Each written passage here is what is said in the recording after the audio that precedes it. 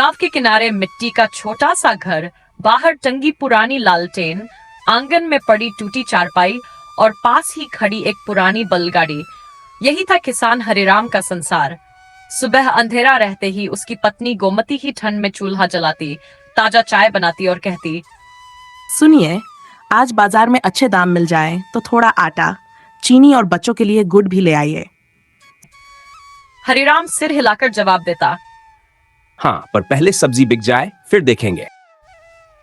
उसके दोनों बच्चे, 8 साल का मोहन और 7 साल की गीता, अधपके दूध रोटी खाकर स्कूल की पुरानी बस पकड़ते और उधर हरिराम खेत से ताजा लौकी, बैंगन, भिंडी, टमाटर और पालक तोड़कर टोकरी में सजाता, गोमती पत्तियां साफ करती, सब्जी को पानी से धोकर चमकदार बनाती और फिर बैलगाड़ी पर टोकरी सावधानी से बांध देती।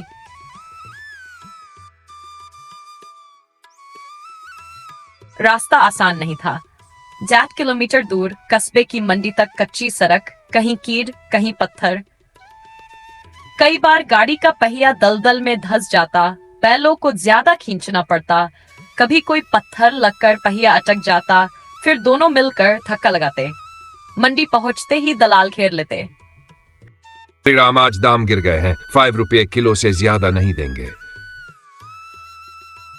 हरिराम समझता था कि ये झूठ है, लेकिन अगर वो मना करे तो सब्जी सड़ जाएगी, इसलिए मजबूरी में कम दाम पर बेच देता। कई दिन तो ऐसा हुआ कि सब्जी बिकी ही नहीं और उसे गांव लौटते समय मुफ्त में बांटना पड़ा। कर्ज बढ़ता जा रहा था, घर की छत टपकती, बच्चों की चप्पल घिस गई, बर्तन टूटे हुए और चूल्हे में कई बार जलाने को लकड़ी भी नहीं होती। एक शाम थका हारा हरिराम घर लौटा तो गोमती बोली, सुनिए, ये मंडी वाले हमें कभी आगे नहीं बढ़ने देंगे, क्यों न हम सीधे शहर के लोगों को बेचें? हरिराम ने सोचा, ठीक है, एक कोशिश कर लेते हैं। अगले दिन उसने बैलगाड़ी पर सब्जी लादी और शहर के एक मोहल्ले में जाकर पुकार लगाई, ताजा सब्जी ले लो, खेत से सीधी तोड़ी हुई, बिना मिलावट, बिना दलाल।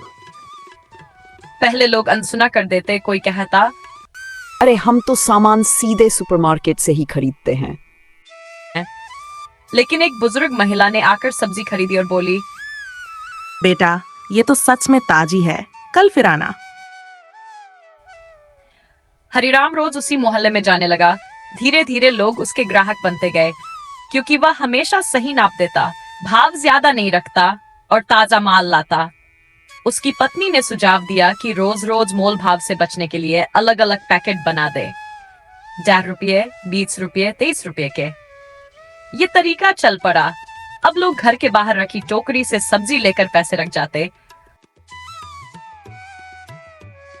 हरिराम बुजुर्ग ग्राहकों को दरवाजे पर ही दे देता, बच्चों को मुफ्त में खीरा या गाजर दे देता और बीमार लोगों के लिए पालक, मेथी और टमाटर चुनकर खास पैकेट बनाता। उसकी ईमानदारी की चर्चा मोहल्ले में फैल गई और लोग कहने लगे, सुपरमार्केट की जगह हरिराम से लो, उसके सब्जी में मिट्टी की खुशबू है। 1 साल बाद उसकी कमाई इतनी बढ़ गई कि उसने बैलगाड़ी की जगह एक छोटी गाड़ी खरीद ली। बच्चों का दाखिला अच्छे स्कूल में कराया, घर की छत पक्की बनवाई और बूढ़े माँ बाप के लिए अलग कमरा तैयार किया। लेकिन उसने अपनी मेहनत का तरीका नहीं बदला। सुबह 4 बजे उठकर खेत में जाना, खुद सब्जी तोड़ना और ताजा बेचने की आदत वही रही। धीरे धीरे गांव के नौजवान उसके पास सीखने आने लगे। हरिराम, मुझे भी अपने साथ काम पर रख लो। हरिराम भैया, हमें भी शहर में सब्जी बेचनी है, रास्ता दे। उसने सबको सिखाया, दाम कम कम रखो, नाप सही दो और ग्राहक को इज्जत दो, फिर कभी घाटा नहीं होगा। देखते देखते गांव के और किसान भी दलालों से मुक्त होकर सीधे लोगों को बेचने लगे, जिससे पूरे गांव की हालत सुधर गई। एक दिन मंडी का वही दलाल, जो पहले उसे कम भाव देता था, उसके पास आया और बोला, हरिराम, मुझे भी अपने साथ काम पर रख लो। हरिराम मुस्कुराया और बोला, दौड़ में वही जीतता है जो अपने पैरों पर चलता है, दूसरों को गिराकर नहीं।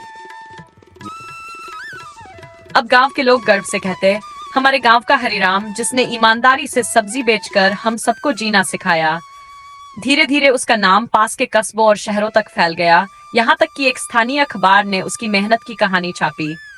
हरिराम, बल्लगाड़ी से सफलता की सवारी। अखबार में तस्वीर देखकर उसके बच्चे फूले नहीं समाये और गांव के बुजुर्ग गर्व से कहते, हमने तो पहले ही कहा था ये लड़का कुछ करके दिखाएगा। कुछ साल बाद हरिराम ने एक छोटा सा कोल्ड स्टोरेज भी बनवा लिया, जिससे सब्जी खराब न हो और किसान अच्छे दाम पा सके। अब वह अकेला नहीं था, उसके साथ पूरे गांव के किसान एक परिवार की तरह जुड़े थे। सबकी बल्लगाड़ी अब रंगीन और मजबूत हो चुकी थी और गांव में फिर कभी भूख या कर्ज का डर नहीं रहा। हरिराम अब भी कहता, ये बलगाड़ी ही मेरी असली ताकत है। इसने मुझे सिर्फ रोजी नहीं दी, बल्कि इज्जत और अपने लोगों के चेहरे पर मुस्कान भी दी। और जब शाम ढलती तो गांव के बच्चे उसकी बल्लगाड़ी पर बैठकर खेतों के रास्ते हंसते गाते लौटते, जैसे ये सिर्फ गाड़ी नहीं बल्कि मेहनत, उम्मीद और जीत की सवारी हो।